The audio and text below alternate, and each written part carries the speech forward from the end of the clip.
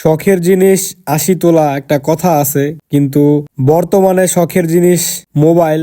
মানুষ কিনলেই গ্রিন লাইনের শিকার হচ্ছে। মানুষ লাখ লাখ টাকা দিয়া ফোন কেনে, কেনার পরে হয় কি যে ফোনগুলায় গ্রিন লাইন পইরা যায়। মানে একটা কি বলবো, আগের যে ফোনগুলা ছিল এরকম গ্রিন লাইন হইতো না, ওইগুলা বিভিন্ন রকম সমস্যা হইতো। কিন্তু এখনকার ফোনগুলায় আপনার গ্রিন লাইন পইরা আর চালানো যায় না। এই ফোনটি হলো আপনার স্যামসাং জেড ফোল্ড 3 5G।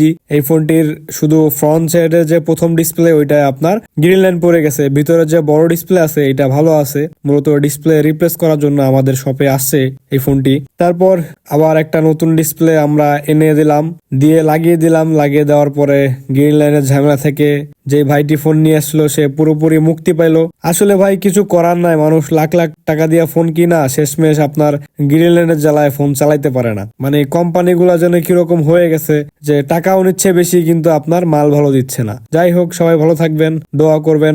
আসসালামু আলাইকুম।